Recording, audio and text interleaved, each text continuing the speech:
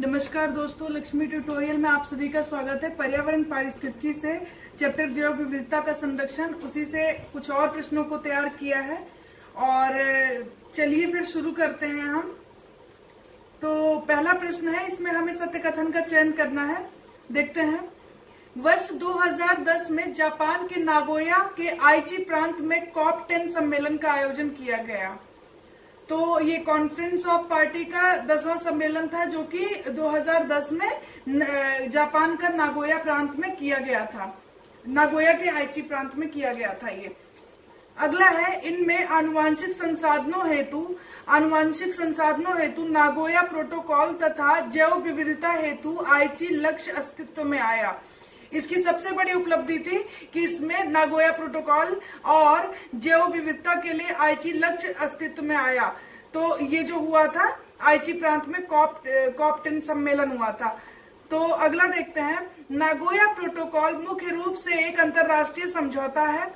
इसका उद्देश्य आनुवांशिक संसाधनों से होने वाली लाभ को निष्पक्ष और न्यायोचित तरीके से साझा करना तथा लोगों का जैव विविधता संरक्षण में योगदान को बढ़ाना। लोगों का योगदान जैव विविधता संरक्षण में बढ़ाना और जो आनुवांशिक संसाधनों से जो रिसोर्सेज होते हैं उनसे जो लाभ होता है उनको निष्पक्ष और न्यायोचित तरीके से साझा करना, ये इसका उद्देश्य था और एक अंतर्राष्ट्रीय समझौता है। अगला है, नागोया प्रोटोकॉल पर भारत ने 11 मई 2011 को हस्ताक्षर किया और 9 अक्टूबर 2012 को अनुसमर्थन किया। तो नागोया प्रोटोकॉल पर जो भारत ने हस्ताक्षर किया था 11 मई 2011 को, इसे अनुसमर्थन कब मिला? 2012 को। अगला है, कानूनी निश्चितता और स्पष्टता और पारदर्शिता बनाना तथा मानव, पशु या पौधों के स्वास्थ्य पर आकस्मिक खतरे की तरफ ध्यान देना और उपचार के लिए सहयोग करना इसका कर्तव्य है। इसका काम क्या है कि कानूनी निश्चितता और स्पष्टता, पारदर्शिता बनाना, मानव, पशु और पौधों के जो स्वास्थ्य है उस पर आकस्मिक खतरा की तरफ ध्यान देना, जो आकस्मिक खतरे होते हैं उस पर ध्यान देना और उसके उपचार के लिए सहयोग करना इसका कर्तव्य है। तो ये सभी कथन थे और ये सभी कथन बिल्कुल सही हैं। तो अगला देखते हैं हम प्रश्न। अगला प्रश्न है, ये किससे है? टीप क्या है? The economics of ecosystem and biodiversity. The economics of ecosystem and biodiversity. टीप पारितंत्र और जैव विविधता का अर्थतंत्र के संदर्भ में कथनों पर विचार करें। देखते हैं, यह एक वैश्विक पहल है। ये कह रहा है एक वैश्विक पहल है जो जैव विविधता के मूल्यों की पहचान, निर्देशन और अभिग्रहण में निर्णयकर्ताओं की सहायता करता है। ये एक वैश्विक पहल है जो जैव विविधता के मूल्यों की पहचान करता है, उनका निर्देशन करता है, उनका अभिग्रहण करता है और निर्णयकर्ताओं की सहायता करता है। ये सब करने में, यानी कि मूल्यों की पहचान, निर्देशन और अभिग्रहण करने में जो ये होते हैं निर्णयकर्ता होते हैं उनको सहायता देता है। ये पहला कथन है। दूसरा है, वर्तमान में टीप अपने तीसरे चरण में है। टीप का ये तीसरा चरण चल रहा है और जिसमें यह 5 विकासशील देशों में टीप निष्कर्षों को लागू करने में UNEP परियोजना का वित्त पोषण कर रहा है। ये जो UNEP है, UNEP क्या कर रहा है? ये जो परियोजनाएं चल रही हैं उनको वित्त पोषित कर रहा है और वर्तमान में ये तीसरे चरण में है, जिसमें ये 5 विकासशील देशों में टीप निष्कर्षों को लागू करने में कौन? UNEP क्या कर रहा है? UNEP इन परियोजनाओं को जो 5 विकासशील देशों में है उनको जो है वित्त पोषण कर रहा है, यानी फाइनेंस कर रहा है। तो ये था दूसरा कथन। तीसरा है, भारत सरकार ने जैव विविधता एवं पारिस्थितिकी तंत्रों में गिरावट संबंधी आर्थिक परिणामों को उजागर करने के लिए भारत सरकार ने जैव विविधता और पारिस्थितिकी तंत्र में जो गिरावट आ रही है उससे संबंधी आर्थिक परिणामों को उजागर करने के लिए वर्ष 2015 में टीम इंडिया इनिशिएटिव की शुरुआत की। भारत ने क्या किया कि जैव विविधता और पारिस्थितिकी तंत्र में जब गिरावट देखा तो उससे संबंधित आर्थिक परिणामों को उजागर करने के लिए तो क्या किया इसने कि वर्ष 2015 में टीम इंडिया इनिशिएटिव की शुरुआत कर दी भारत सरकार ने। और हमें इसमें से बताना है कि कौन सा कथन सही है। ये सभी कथन बिल्कुल सही है। अगले प्रश्न पे आते हैं।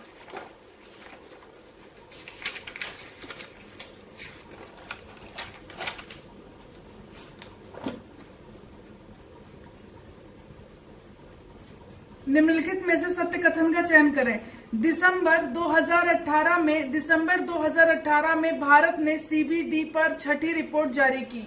दिसंबर 2018 में भारत ने सीबीडी पर क्या किया, अपनी छठी रिपोर्ट जारी की। भारत मेगा डाइवर्स देशों तथा एशिया महाद्वीप का पहला देश है जिसने ऐसी रिपोर्ट जारी की। भारत जो है एशिया महाद्वीप का पहला ऐसा देश है जिसने ये रिपोर्ट जारी की है। दूसरा है सीबीडी कन्वेंशन के तहत राष्ट्रीय रिपोर्ट जारी करना एक अनिवार्य कर्तव्य है। सीबीडी कन्वेंशन के तहत ये बोला गया कि राष्ट्रीय रिपोर्ट, ये जो रिपोर्ट जारी की गई है, ये जारी करना एक अनिवार्य कर्तव्य है।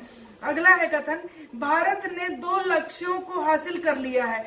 एक्चुअली क्या है कि जो आईची टारगेट में, मतलब आईची टारगेट यानी जो लक्ष्य था उसमें 20 थे, तो उसमें से क्या करना था कि भारत जो है 12 राष्ट्रीय जैव विविधता लक्ष्यों को प्राप्त करने की दिशा में था, जिसमें से भारत ने क्या किया है कि उन्हीं 12 लक्ष्यों में से 2 को इसने क्या किया है, हासिल कर लिया है और 8 को हासिल करने की प्रक्रिया में 8 को हासिल करने की प्रक्रिया में बचे कितने, 2 शेष को वर्ष 2020 तक हासिल कर लिया जाएगा। तो ये यही कह रहा है कि भारत ने 2 लक्ष्यों को हासिल कर लिया है। टोटल आईची लक्ष्य जो थे, टारगेट थे 20 थे, जिसमें से 12 को हासिल करने के लक्ष्य में था भारत। 2 को कर लिया है, 8 को करने की प्रक्रिया में है और 2 को 2020 यानी जो चल रहा है इसमें करेगा हासिल। तो यही कथन है कि भारत ने 2 लक्ष्यों को हासिल कर लिया है, अन्य 8 को हासिल करने की प्रक्रिया में है, शेष को वर्ष 2020 तक हासिल कर लिया जाएगा। अगला है 20 आईची लक्ष्य यानी टारगेट के अनुरूप ही भारत 12 राष्ट्रीय जैव विविधता लक्ष्यों को प्राप्त करने की दिशा में किए जा रहे प्रयासों को स्पष्ट करता है। बिल्कुल सही कथन है। ये सभी उपरोक्त सभी कथन सही हैं। भारतीय जीव या पशु कल्याण बोर्ड के संदर्भ में निम्नलिखित कथनों पर विचार करें। तो चलिए देखते हैं ये क्या है। यह एक सांविधिक सलाहकार निकाय है। यह एक सांविधिक सलाहकार निकाय है जो देश में पशु कल्याण से संबंध कानूनों के क्रियान्वयन को सुनिश्चित करता है। ये पहला कथन है। दूसरा है, यह पशुओं के प्रति क्रूरता निवारक अधिनियम 1960 के सेक्शन 4 के तहत 1962 में गठित भारतीय पशु कल्याण बोर्ड किसी देश की सरकार द्वारा स्थापित अपनी तरह का अनोखा संगठन है। यह पशुओं के प्रति जो क्रूरता निवारक अधिनियम 1960 है उसका सेक्शन 4 के तहत, उसके सेक्शन 4 के तहत ये 62 में गठित अपनी तरह का एक अनोखा संगठन है। भारतीय पशु कल्याण बोर्ड किसी भी देश की सरकार द्वारा स्थापित ये पहला अनोखा संगठन है। अगला है, आवारा कुत्तों के जन्म पर नियंत्रण लगाना, उन्हें रोग प्रतिरोधक टीके लगाना, परेशानी में फंसे जानवरों को एम्बुलेंस सेवा प्रावधान की स्कीम चलाना तथा प्राकृतिक आपदाओं तथा अप्रत्याशित परिस्थितियों के दौरान जानवरों को राहत प्रदान करने की योजना आदि का कार्यान्वयन करता है। तो ये सब इसी के कार्य हैं। इसका मुख्यालय चेन्नई में है। इसका मुख्यालय कहाँ है? चेन्नई में है। ये सांविधिक सलाहकार निकाय है। ये तो बिल्कुल हमें जानना चाहिए कि ये एक सांविधिक सलाहकार निकाय है। इसका जो है मुख्यालय चेन्नई में है। हाँ, इसके जो संस्थापक थे उनमें से श्रीमती रुक्मणी देवी अरुणेल भी है, इन्हीं में से संस्थापकों में से ये भी एक है, रुक्मणी देवी अरुणेल, इनका भी नाम आता है और इसका चेन्नई में जो है मुख्यालय है। तो ये था भारतीय जीव और पशु कल्याण बोर्ड। इससे संबंधित ये कथन थे। सांविधिक सलाहकार निकाय है, देश में पशु कल्याण से संबंधित कानूनों के क्रियान्वयन को सुनिश्चित करना इसका कार्य है। ये जो है ये जानवरों के प्रति, पशुओं के प्रति क्रूरता निवारक अधिनियम 1960 के सेक्शन 4 के तहत 1962 में गठित भारतीय पशु कल्याण किसी भी देश की सरकार द्वारा स्थापित अपनी तरह का एक अनोखा संगठन है। आवारा कुत्तों के जन्म पर नियंत्रण लगाना, रोग प्रतिरोधक टीके लगाना, परेशानी में फंसे जानवरों को एम्बुलेंस सेवा देना, प्राकृतिक आपदाओं और अप्रत्याशित परिस्थितियों के दौरान जानवरों को राहत प्रदान करवाना, ये सब इसके कार्य हैं। इसका मुख्यालय चेन्नई में है। श्रीमती रुक्मणी देवी इसके संस्थापकों में से एक है। तो ये सभी कथन है और ये सभी कथन बिल्कुल सही है। अगले प्रश्न पे आते हैं। वन्य जीव अपराध नियंत्रण ब्यूरो, वन्य जीव अपराध नियंत्रण ब्यूरो के संदर्भ में निम्नलिखित कथनों पर विचार करें। देखते हैं। पहला है, यह एक बहुआयामी संविधिक संस्था है। इसका मुख्यालय नई दिल्ली में है। यह एक बहुआयामी संविधिक संस्था है। इसका मुख्यालय कहाँ है? न्यू दिल्ली में है। वन्य जीव अपराध नियंत्रण ब्यूरो का इसकी स्थापना भारत सरकार के पर्यावरण, वन और जलवायु परिवर्तन मंत्रालय के अधीन देश में वन्य जीवों पर होने वाले संगठित अपराधों पर अंकुश लगाने के लिए की गई थी। इसकी स्थापना क्यों की गई थी? भारत सरकार के जो पर्यावरण, वन और जलवायु परिवर्तन मंत्रालय उसके अधीन की गई थी और देश में जो वन्य जीव पर होने वाले अपराध होते हैं उस पर अंकुश लगाने के लिए की गई थी इसकी स्थापना। इसके 5 क्षेत्रीय कार्यालय भी, इसके 5 क्षेत्रीय कार्यालय कौन कौन से? एक तो दिल्ली, दूसरा कोलकाता, तीसरा मुंबई, चौथा चेन्नई और 5वां जबलपुर। इन सभी जगह पे इसके जो है क्षेत्रीय कार्यालय हैं, कुल 5 जगह पे। राष्ट्रीय तथा अंतर्राष्ट्रीय क्षेत्रों में विस्तृत वन्य जीव अपराधों से जुड़े मुद्दों पर भारत सरकार को सलाह देना ताकि संगत नीति और कानून तैयार किया जा सके। तो ये सब इसके कार्य है और ये सभी कथन बिल्कुल सही है। वन्य जीव संरक्षण अधिनियम 1972 की धारा 38Z के तहत आदेश दिया गया है इसको, वन्य जीव अपराध नियंत्रण ब्यूरो को, कि वन्य जीवों पर होने वाले संगठित अपराधों से संबंधित अधिसूचना एकत्र करे और राज्यों को, एजेंसियों को उपलब्ध करवाए वो डेटा, और जिससे कि जो अपराधी है वो पकड़ा जाए, उसके खिलाफ कार्रवाई की जाए। तो ये सब इसके कार्य हैं वन्य जीव अपराध नियंत्रण ब्यूरो के बारे में और ये सभी कथन बिल्कुल सही है। आइए अगले प्रश्न पे आते हैं।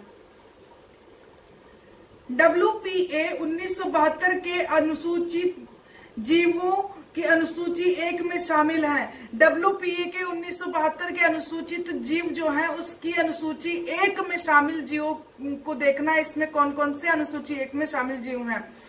ड्यूगोंग, फिशिंग कैट, 4 सींगों वाला एंटीलोप, ब्लैक बग, सुनहरी बिल्ली, चीता, चीनी पेंगोलिन, गोल्डन लंगूर।